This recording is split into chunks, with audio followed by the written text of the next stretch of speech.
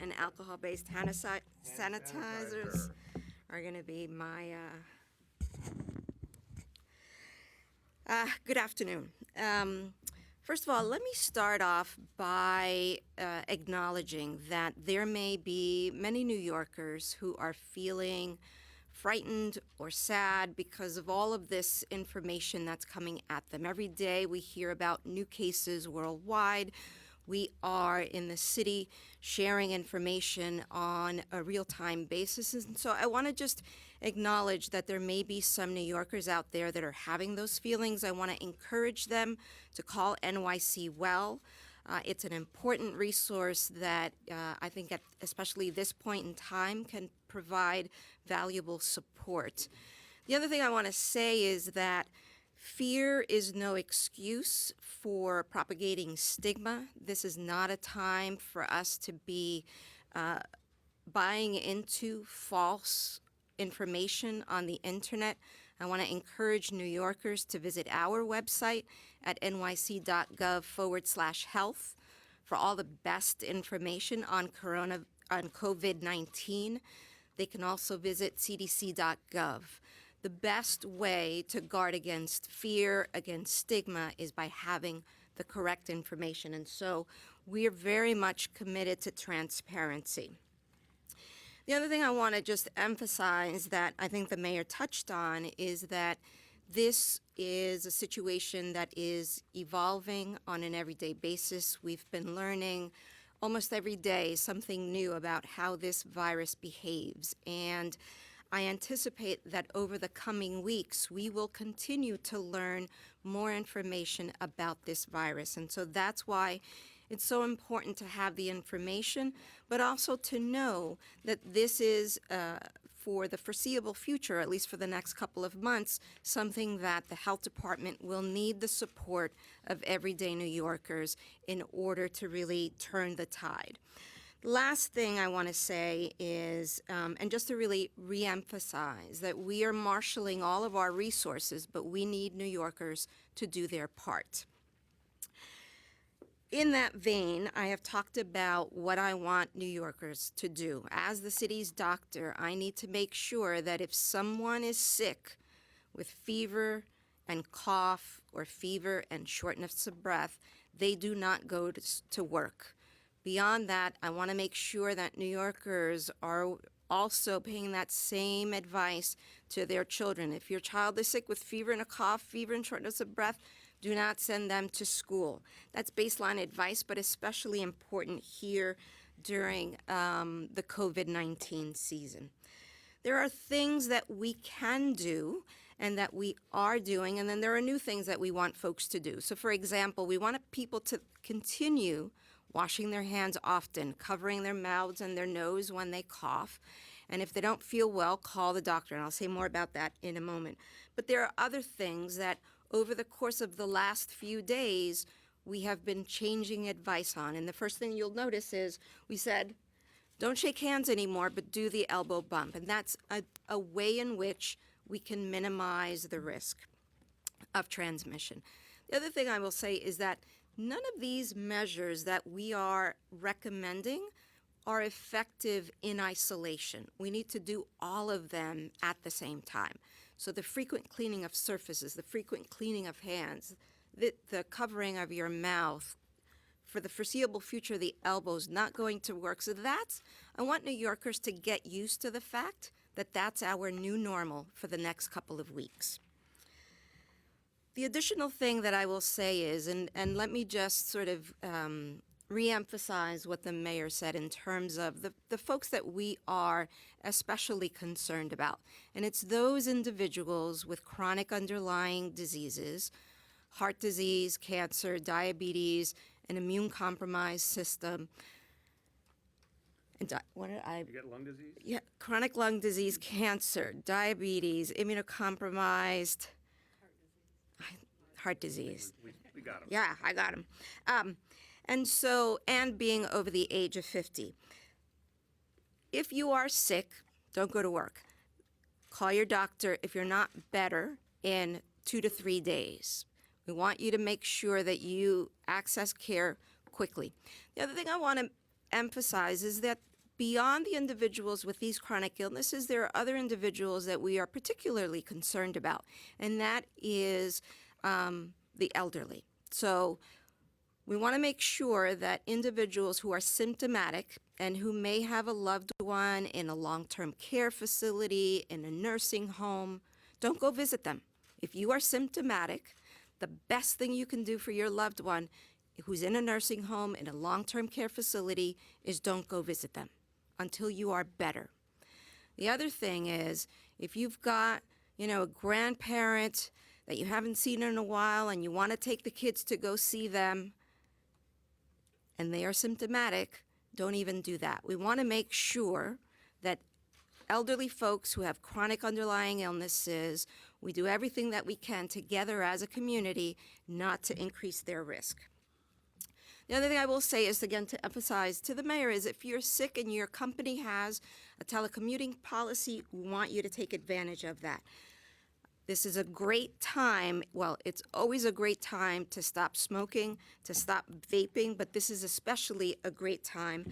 And I want to remind New Yorkers that they can call NYC Quits, 866 NYC Quits, and they will be provided support.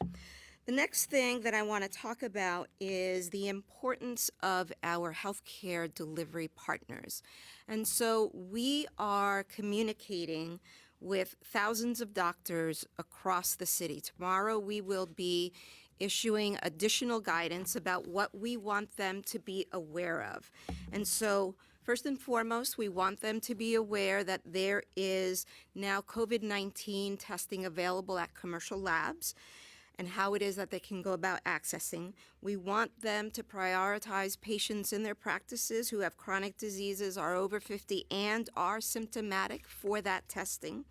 We want to especially remind them of the importance of infection control. And this is one where, again, we don't want to take anything for granted. When you call your doctor, tell them about your symptoms. The best practice is for them, they want to see you in the office, to make sure as soon as you walk in and you've got those symptoms, to put a mask on you, right? Because I have said it in the past, there's a place and time for the use of simple surgical masks, and that is when someone is symptomatic and they're going to a healthcare facility so that they don't potentially infect other people. The other thing is, we want to make sure that all hospital facilities, all outpatient centers have all of the supplies that they need. We reach out to them on a regular basis, but again, ensuring that we leave no stone unturned. And the other thing is, I'm hearing more and more that medical practices are putting in place what we're calling electronic visits. So if you can do over the web, if you can do FaceTime, that also is a measure that can help all of us in this shift that we're taking. The measures that we are emphasizing are so that we reduce the number of potential cases, but also reduce the potential harm to New Yorkers, and that's why it's so important for us that all New Yorkers are a part of this response to COVID-19. Thank you very much, Commissioner. The Commissioner made a really important point. I just want to say, anyone who is worried, anyone who's afraid, it's very, very normal. It's a confusing situation. It's a situation where people are being bombarded with information that, if that doesn't make you worried, I don't know what would. So it's really natural to be concerned, and it is an ever-changing situation, so there's that uncertainty. The Commissioner made a really good point. If folks are feeling anxiety, they're feeling stress, if they're worried and they don't have a mental health practitioner that they turn to normally, you can call 888-NYC-WELL. You get a trained counselor 24 hours a day who can talk it through with you. If you need ongoing mental health services, they can help you get to it. So very normal and natural to be deeply, deeply concerned in a crisis. Don't suffer in silence. If you need mental health support and you need someone trained to talk to, 888-NYC-WELL. Now I want to turn to our Commissioner for Emergency Management. I want to thank her team, which has also been doing an amazing job coordinating so much around the city, and they are hosting us here for our many strategy meetings, tabletop exercises, et cetera. Commissioner DEANNE CRISWELL. Thank you, Mayor, and good afternoon, everybody.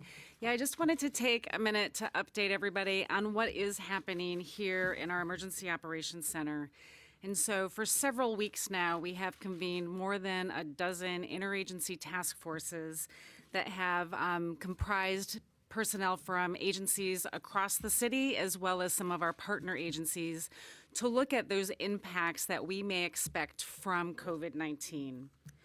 One of those key task forces that I want to talk about has been focusing on our continuity of operations and our continuity of government plans. So New York City's agencies provide key services to millions of New Yorkers every day, and we want to make sure that that work can continue uninterrupted and that all city agencies have their plans updated and in place. All city agencies have always had a continuity of operations plan. And so what we have been doing over the last several weeks is really fine-tuning those plans so they specifically address the impacts that we may expect from COVID-19. For example, city agencies are now putting processes in place that can support essential functions through telework, scheduling adjustments, including staggering work shifts, as well as the possibility of cross-training if we see a reduction in personnel. Our remaining task forces that we have here are also tailoring city response plans to meet the unique need of COVID-19 response. Some of these task forces are working upstairs right now in our Emergency Operations Center, and they include healthcare and 911, New York City Health and Worker Safety, Special Populations and Homelessness, Transportation, and Education. These task forces will continue to support this response as long as needed. We're also sharing information and guidance to our cultural institutions and our tourism partners, our faith-based community, to decrease the COVID-19 exposure and limit disruption to their services. As our senior New Yorkers, as you've heard today, are especially vulnerable to the effects of this virus, we are also working very closely with the Department for the Aging and our other human service partners to ensure our senior centers, adult care centers, nursing homes receive up-to-date guidance on how to limit the spread of the disease. One other thing that we have done here at the Emergency Operations Center is activated our logistics center. They're working closely with the Department of Citywide Administrative Services, our city, state, and federal partners, our private sector partners, and they are tracking and prioritizing any resource requests that we get. We are also keeping a close eye on the global supply chain and monitoring any potential impacts that New York may see. During emergencies, New Yorkers always help their fellow New Yorkers, and COVID-19 is no different. We all have a role to play in keeping our city safe and healthy by staying home when sick, covering your mouth and nose when you cough or sneeze. And we want to be able to make sure that we can connect with New Yorkers and give you the vital information that you need as this progresses. So as you heard the mayor say, we are launching today a Notify NYC that is specific for COVID-19. We want you to text COVID, C-O-V-I-D, to 692-692. Again, that's COVID, C-O-V-I-D, to 692-692, and we will be pushing out important information as this progresses. Thank you. Thank you, Commissioner. Finally, I want you to hear from Dr. Mitch KATZ, CEO of Health and Hospitals. Want to say, by way of preface, right now our team at all of our health and hospitals facilities are doing their job. They're not only dealing with this, they're dealing with all the other healthcare needs of the people of this city. But the important point to recognize is the capacity we have. We have the biggest public health system in America by far. Dr. KATZ and his team are doing a great job preparing. We've already talked to you about how many beds we have available if we need them. But Dr. KATZ is going to further explain, in addition to broad guidance he'll give, he's going to explain the point of how we would respond as needs intensify around coronavirus, how we can reduce some of the other work that's being done to free up staff, to free up capacity to address this crisis, without compromising healthcare. And that is a pre-planned protocol that Health and Hospitals has in place. We want you to understand it. Dr. KATZ. Thank you, Mr. Mayor. This is a moment when New York City can be proud that it has always maintained a robust public hospital system. We have 11 acute care hospitals. We have 60 other outpatient sites where we're able to provide care. Today, we are seeing people who have symptoms suggestive of COVID-19, people who have cough and fever or shortness of breath or fever, and we are able to see them in our facilities. We are able, through our commercial lab, to test those people who turn out not to have influenza or another cause. As the mayor spoke, we've spent the last several weeks preparing all of our facilities so that if there is an influx of tens of patients, if there's an influx of hundreds of patients, we are prepared to do that. The way that you do it is by having protocols that first look at who is in the hospital for some other reason, who can be cared for at home, and you rapidly discharge them.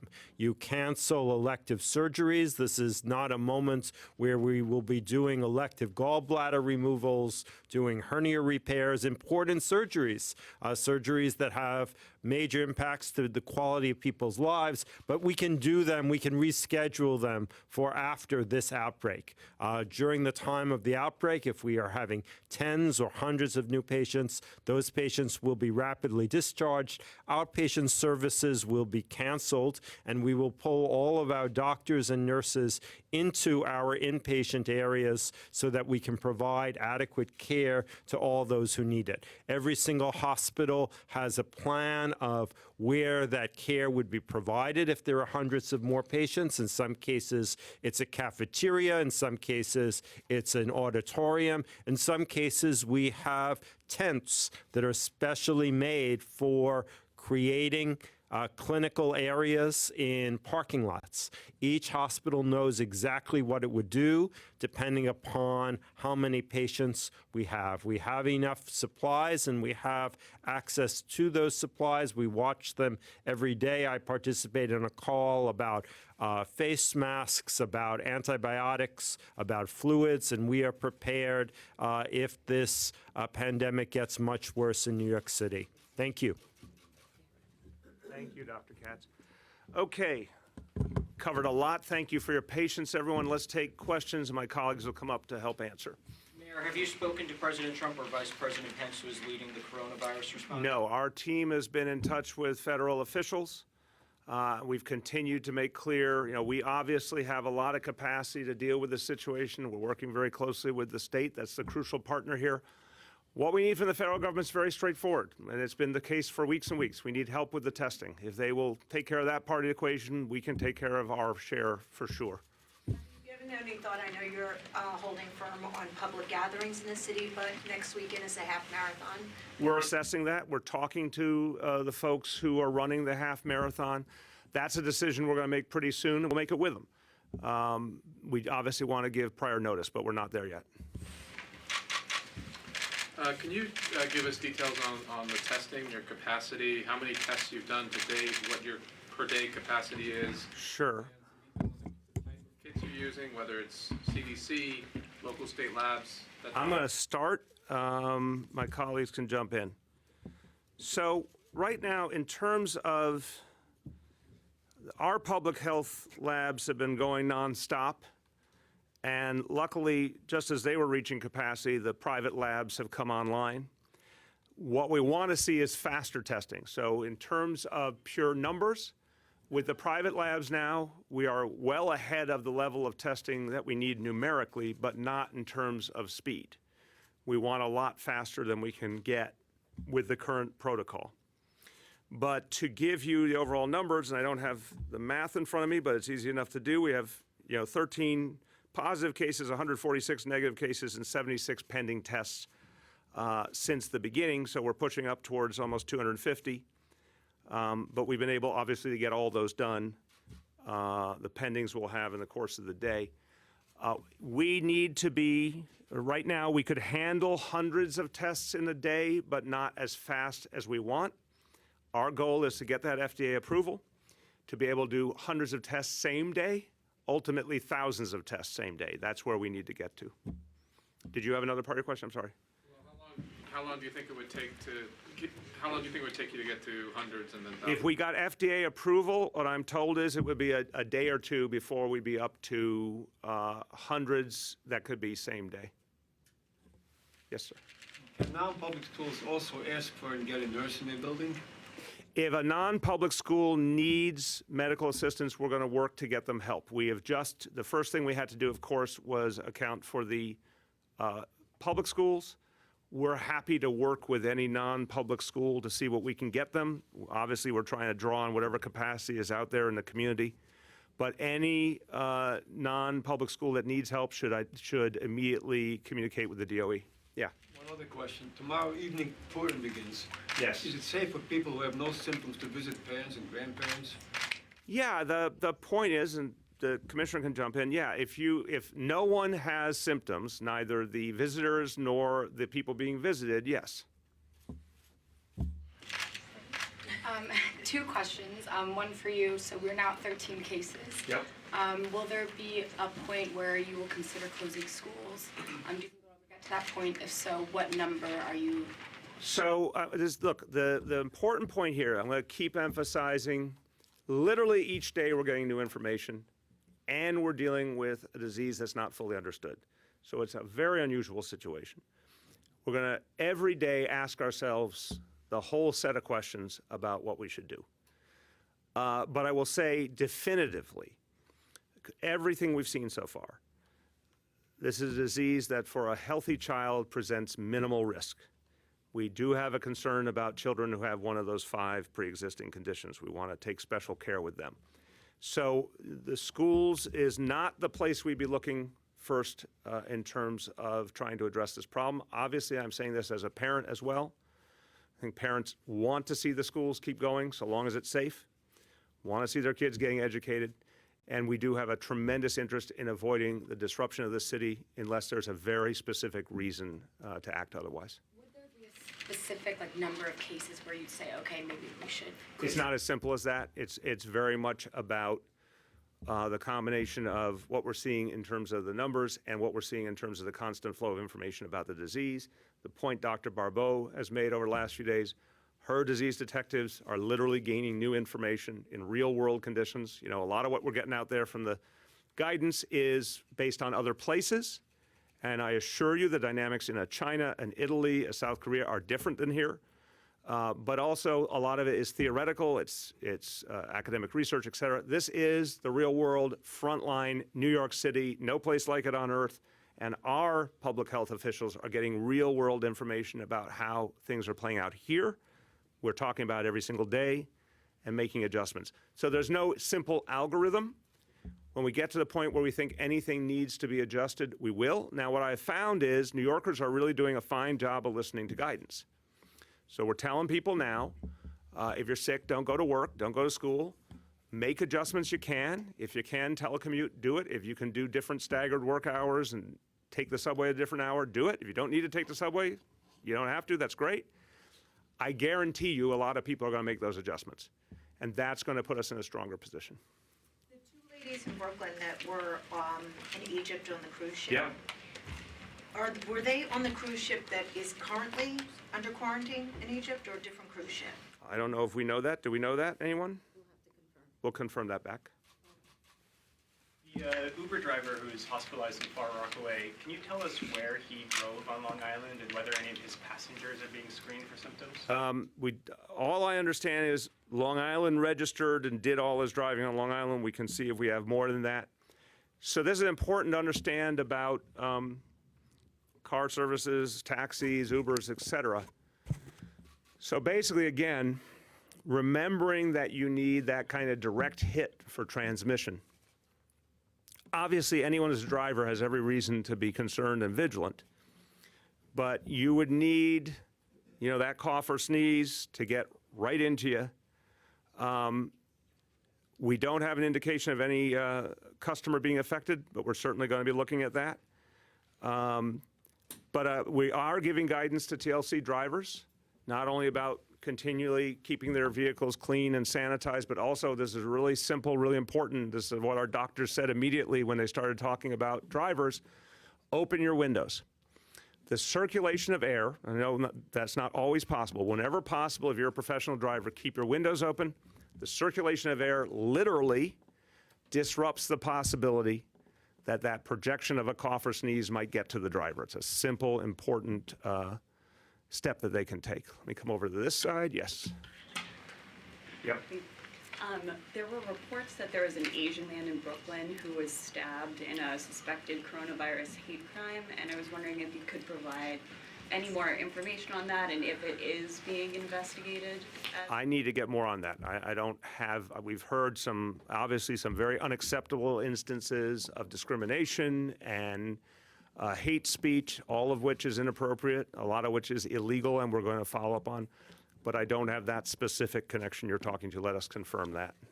You mentioned that we could see hundreds more cases in the next few weeks. Is there a tipping point where the capacity for, say, disease detectives or something to that effect, is there a tipping point where the number of cases just overwhelms city resources? And if so, when do you anticipate that might happen? So I would say there's a couple of different pieces. In terms of the work of disease detectives, we're going to use them in different ways depending on what we're dealing with. I mean, they're health professionals that right now they're doing the thing we need the most, because we are able to trace and we have a finite number of cases. As you see, so far the contacts have been limited in each case, and the precision has been intense and the follow-up has been quick, and that's a great thing. We want to keep doing that. If we get to a point where we need to shift all health professionals towards direct service of folks who have contracted the disease, we'll make that shift. That's a day-to-day decision. That's something that would be, as you see, a major uptick. But in terms of the overall capacity of the system, you know, as we talked about days ago, we have 1,200 beds that we can activate readily. We can go farther than that if we take additional measures. We have the biggest public health capacity in America. We have a lot of voluntary hospitals, nonprofit organizations helping us. We got a lot of capacity. And what Mitch said has not really been introduced into the equation. I want to emphasize it. There's so much that happens in a hospital every day that if it had to wait, could wait. I mean, I was just in a hospital getting arthroscopic surgery a few weeks ago. You know, if we're in the middle of a really intense challenge around coronavirus, we're not going to be doing arthroscopic surgeries. People like me are just going to limp a little more for a while, right? So there's a lot that can be opened up where our existing all of our existing capacity then gets turned to this challenge. And there's just no place in America that has anywhere near this much medical capacity. So just the fact that you'll turn off a lot of non-essential things and turn all that talent and capacity to a crisis should give New Yorkers a lot of confidence that, you know, even with hundreds of cases, we'd be able to handle it. Mayor, is the test a blood test? Is that how you test for this? I'm sorry? Is the test a blood test or something It's else? a swab. Why don't you describe it? Describe the swab. So the test is essentially putting a medical grade Q-tip up a person's nose, swishing it around, taking it out, and then putting it into a medium. So it's not blood. It's something that's very easily done. And we also take oral swabs. And so if people go to their primary care doctor, will their primary care doctor test them there at the office, or do you have to go somewhere else to get tested? So right now, with the commercial labs being able to do the testing, providers will have the opportunity to do the test and to send it directly to a lab. They can visit the websites of the various labs to know sort of the nitty-gritty. The important thing here, though, is that we still want providers to go through the history, ensure that there are the symptoms of fever and cough or fever and shortness of breath. We're not encouraging asymptomatic New Yorkers to go to their doctors and ask for the test. And can you also, I'm sorry, just let me help you with this in terms of like news you can use. Talk about BioFire as the first step too. So BioFire, as we've been saying all along, is a very simple test that's also done through the nose and nasal swab that can help rule out the 26 most common viruses that can account for someone's cold-like symptoms. So there's a whole range of them. If that test is negative and the person is symptomatic, then we would go to the COVID-19 test. But if it's positive, I'm sorry, And one if more. it's positive, then that explains the person's symptoms. And you don't need to do. You don't need to do the COVID-19. I'm your coach. Thank you. Question. The transmission facts that were given earlier, are those agreed upon science with the CDC, the WHO? Say more about what you mean by transmission facts. The spitting, the coughing, the sneezing. Right, directly that into it people. only lives for 2 minutes on certain surfaces, all of that stuff. Correct. So we are learning about how this virus is transmitted on an everyday basis. And to give you a very concrete example, initially we thought it was just prolonged household contact that was the biggest risk factor. With the work that the disease detectives have done and documented how it's being transmitted in the community, we are adjusting that guidance, right? It's not just prolonged household contact. It's the very graphic description that the mayor has given. And so that's one. What has not changed is that it's only by droplet spread. This is not like measles, where if you come into a room where someone with measles was there an hour ago and they left, it's still hanging in the air, and if you haven't been vaccinated against the measles, you can get it. So this is by droplet spread. Direct. Direct. And I want to add one thing just to clarify the surface point, because this came up on Friday. We have a different interpretation on surface life than I think the WHO. When and Dimitri spoke to this, we were pretty clear about that. We do have a different interpretation. Right. The other thing to note is that this is a brand new strain of a known family of viruses. And so some of the guidance is based on how those other strains within that family behave. And so there's no scientific studies that I'm aware of that have studied this new strain to give exactly, is it 10 minutes, is it 20 minutes? But from our best informed scientific information, from learning from scientific partners around the world, in real world situations, it's a few minutes, anywhere from like 2 to 3 minutes, a little bit more, a little bit less. But I think that's an area that still needs further scientific investigation. Commissioner. Hold on. Okay, let me do that one. I'll come back to you. Go ahead back there. I wanted to see if I can get more information on the FDNY order regarding segment 2 calls. Sure. And Commissioner Nigro, feel free if you would like to speak as well. Why was that order made, and when might that be taken off the table? Some might see this as resources coming off the table when they're needed most. Well, I think, as you've heard, this is not a situation that's likely to end tomorrow or the end of next week. So an agency's biggest resource, most important resource, is their people. And so we have trained medical personnel, EMTs. All of the calls to 911 are, say, well over 90% result in a transport. All those transports are done by our EMTs and paramedics and ambulances. So our firefighters are still going to the most serious calls of cardiac arrest, of choking, of major traumas, but we've taken them off some other call types that are less likely to be life-threatening in order to play this game out, play the long game. So if it was a sports analogy, we'd say if you use all your resources in the first half, you're likely to lose the game in the second half. The fire department can't afford to lose a game. You know, we've transported folks with measles and tuberculosis and Ebola quite successfully. Our people are highly trained and highly skilled. So I think the department is being prudent, being proactive, and we'll see how, as you've heard, each and every day we learn something else, and we'll review everything on a daily basis. If I could just follow up, the EMS unions have said they are stretched thin, that it's essentially not fair for firefighters to be taken off the job when there could be a lot more activity.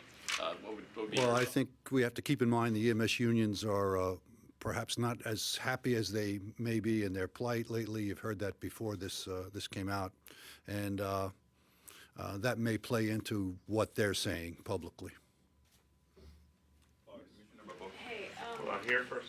has there been any discussion about maybe putting some of the work on subway trains aside? Because particularly on trains like the L, which don't run regularly on the weekend, they are packed. to capacity, like multiple. When you say the work, you mean like track repair and stuff like that? Yeah, like to make trains, you know, come more frequently and not be as crowded. I think it's a great question. Obviously, I will say this for the record, we don't run the MTA, but but I think it's a great conversation for us to have with the MTA as to whether in this environment there are maintenance efforts that could be delayed to keep more frequency. I think is a fair question. Now, obviously, if the maintenance is to keep the trains running and you might lose capacity without the maintenance, well, we want to play the long game there too a bit. But it's a great question. We will pursue that and have an answer on that tomorrow. Go ahead. Commissioner, I want you to please say some words in Spanish. De acuerdo al ritmo que ha llevado el contagio en Nueva York, ¿cuánto tiempo se espera que dure la estación, el periodo? Y si han planeado algún posible escenario para cancelar eventos públicos, si algún número. En este momento estamos aprendiendo algo nuevo casi cada día en términos de cómo se transmite este virus. Ahora mismo estamos dándole los consejos a los neoyorquinos de asegurarse que tomen medidas para reducir su riesgo y también para no contagiar a otras personas si tienen síntomas de fiebre y tos o fiebre y, ¿cómo se dice?, fatiga. No queremos que vayan al trabajo por lo menos por 2 o 3 días hasta que no tengan síntomas o sin llamar al médico primero para hacerse la prueba de coronavirus 19. En términos de otras medidas que se están tomando en la ciudad, le estamos pidiendo que si una persona tiene síntomas pero puede trabajar de su casa, entonces que lo haga. Lo otro muy importante es que si una familia tiene un ser querido que sea mayor de edad y que tenga enfermedades crónicas como problemas con el corazón, cáncer, diabetes, problemas con los pulmones crónicos o tenga un sistema inmunológico comprometido y tiene síntomas, que no vaya a ver ese ser querido. Lo mejor que podemos hacer es proteger nuestros mayores de edad. Lo último es que ahora mismo, en este momento, tenemos varios escenarios para ver cuál sería posible, pero en este momento no tenemos ningunos planes para cancelar eventos grandes, pero obviamente eso sería una decisión que se haría con las personas que estén poniendo el evento. In terms of duration, is it meses y meses? En términos de lo que estamos esperando, ahora mismo lo que se espera es que sea definitivamente varias semanas y, como dice el alcalde, estamos esperando que esto sea nuestra nueva realidad por varios meses. Una pregunta en español, perdón. Sorry, another question. Cuando hablan de que el gobierno federal está teniendo una respuesta lenta, ¿qué es lo que quisieran ver diferente en este caso? Bueno, específicamente la capacidad del laboratorio es algo muy importante. Estamos esperando, el alcalde ha demandado que el gobierno federal aprueba el diagnóstico que se pueda hacer más rápido, porque es la diferencia entre 3 o 4 días esperar el resultado por los laboratorios comerciales. Ahora mismo, reducir ese tiempo de días a horas. ¿Cómo eso puede mejorar la estrategia? Bueno, lo importante es, en parte de este brote, saber tempranamente si una persona tiene coronavirus 19, nos ayuda a dar mejor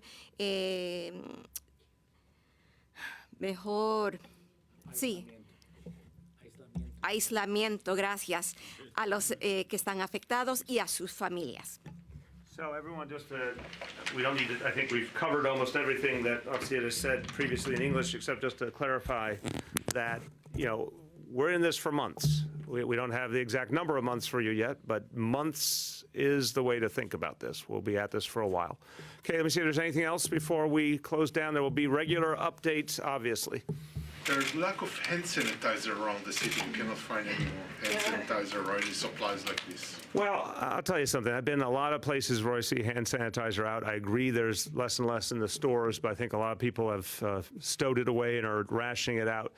We certainly want to make sure that working with the private sector, working with the federal government, that we continue to see that supply. So that's something we'll be following up on. Working with the state, working with the federal government. It's still being produced out there, and we're one of the places that needs it more than most. So we want to work to see the supply come in. And this is the point about the federal government again. I learned this a long time ago. You know, no one should have the assumption in mind that the federal government actually comes to the ground and helps in a crisis, except for the most dire emergencies when the military is mobilized. Basically, the federal government provides financing and provides logistical support. So we've been asking, and then, you know, legal approvals, things like that. We've been asking for approval on the testing incessantly. It's really troubling that that hasn't come. But the other thing we talked about is the supply of masks, and now I think hand sanitizer is another great example. This is where the federal government needs to step up. They can ensure that the supply that's available in the country is appropriately distributed to where the need is greatest. I think pure math tells us we're one of the places that needs help compared to a lot of other places in the country that, thank God, don't have cases. So I'd like to see the federal government step up, help us get the masks we need, help us get the hand sanitizer we need. Those are simple steps. And if they would do those things and just stay out of the way otherwise, we would be able to handle this situation. So is that what you would personally want to say to Vice President Pence or President Trump or anyone from the federal government? Yeah, but I want to, it is great. I mean, I'm happy to talk to any of them. We were scheduling a call with the Health and Human Services Secretary, but again, I think this stuff has been said so many times, so many ways. It's just time for them to do it. I don't think this is mysterious stuff. We've been talking about the need for masks for weeks. It's just time for them to create a distribution structure and enough of a command and control that these things get to where they need it. Are you hopeful? I'm hopeful that here we can handle a lot because we have a lot of talent and we have extraordinarily strong agencies and the best medical capacity any place in the country. We were just legendary hospitals, both public and private. And I think New Yorkers are listening, and I think they're making the right adjustments. So I am hopeful about what we're doing. I am confused about what the federal government is doing, and am I hopeful they will get their act together? I'd like some more evidence. I will quote, as I often do, Ronald Reagan, and say, trust but verify. I would like to see some evidence. So how about the FDA approval? If they could get that done today, tomorrow, that would be a real sign of progress. A few more, and then we'll shut down for today and get you more tomorrow. Go ahead. Going back to the sort of expecting hundreds of cases in the coming weeks, could you elaborate on that a little bit? Meaning, is that based on some specific modeling that you have? When we say hundreds, we're talking about obviously positive cases. Weeks, we're talking about 3 weeks, 4 weeks, 8 weeks. So the best guess today, but ask me again tomorrow, is in the next 2 to 3 weeks we'll be at least 100 cases since day one. So we're at 13 today. That's played out over the last week or two. That, you know, that pace is going to pick up because of community spread. So if we were guessing right now, based on, when I say guess, based on, you know, a lot of data and modeling, we would say we'll get to case number 100 somewhere next 2 to 3 weeks. But again, we're watching every day. We might change that estimate up or down each day. But at some point, it could easily be hundreds of cases. And that's daunting, except against the backdrop of all the capacity that we just outlined to you. And a reminder, so let's go back to these overall facts. This has really been pretty consistent, that 80% of the cases result in very mild symptoms, 20% more serious, but of that, the vast majority, even if it's a more serious challenge, it still ends with the resolving of the disease and people going back to their normal life. For a very small number, very tragically, it can be fatal, but that's a very small number still. So given that, we can tell you right now, the vast majority of our cases are going to be people who come through fine with limited impact. And that breaking out into categories, I really ask you all to share it, that the #1 largest population category in New York City under 50-year-old people who don't have one of those 5 pre-existing conditions. For those folks, with very few exceptions, it's going to be a very mild experience. So that's where we think when you add all those facts together, we have the capacity to handle this crisis. Last call. You mentioned military. They do a lot of research and biological stuff. Do they know anything about this virus? And also, can they rule out that there's not anything involved with any terrorism? I can't answer those questions effectively. I doubt my colleagues can too. If the military has research, I want to believe, meaning that would be helpful in addressing it. I would assume the federal government would bring that into play. I don't think they would hold it back. I have not heard anyone suggest that this is anything but an organic disease that developed as we've seen in the past, and I think its history is pretty well documented, so I have no reason to believe it's anything but, unfortunately, something that derived in nature. Yeah. This is concerning the 11 patients from the Brooklyn nursing home. How are they being monitored, and are they in voluntary isolation? We can get you more. They are being monitored. They're all asymptomatic. It's been a week. They're certainly being watched carefully. You want to speak to a doctor? So they are all in private rooms and being monitored daily, so they're in the appropriate level of isolation. Okay, last call. Yes? Yeah. So you just mentioned there's a 2 type of test. If the first test comes as a positive, and you won't test the coronavirus, is it possible the person also get the flu, also get the coronavirus, the 2 type of flu in the same person?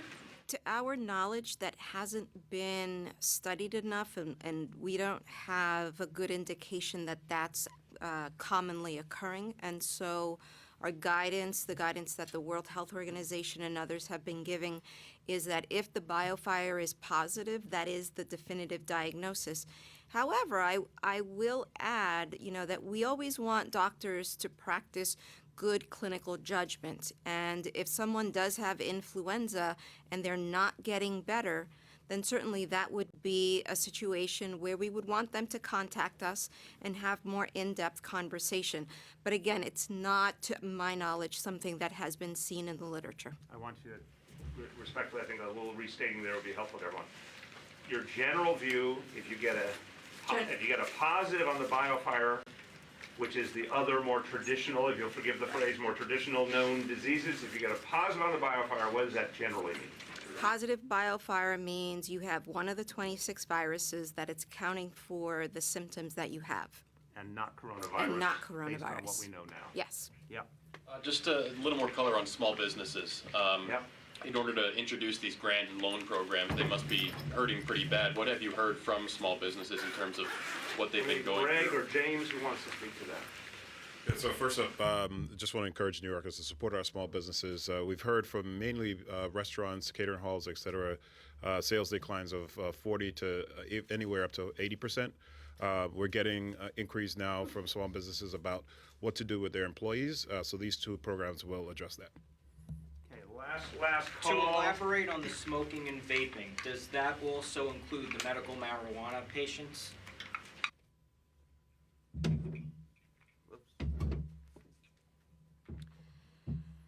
It's always, let me start. Smoking and vaping are our major concerns. If someone is taking medical marijuana by vaping, I think we would want to look more into that. But if they're taking it through other measures, then I don't think that that would be a situation. So you don't think that that would be a factor?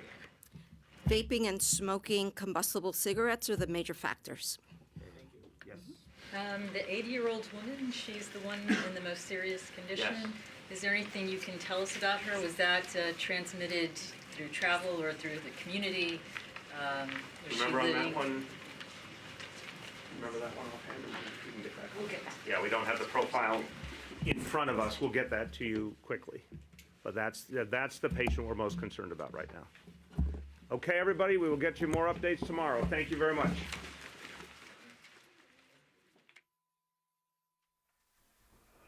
Now, we've been listening to Mayor de Blasio give an update on the ongoing coronavirus outbreak in New York City. One additional person has tested positive. De Blasio says there could be hundreds of new cases in the coming weeks. Still, he says there's no need to fear.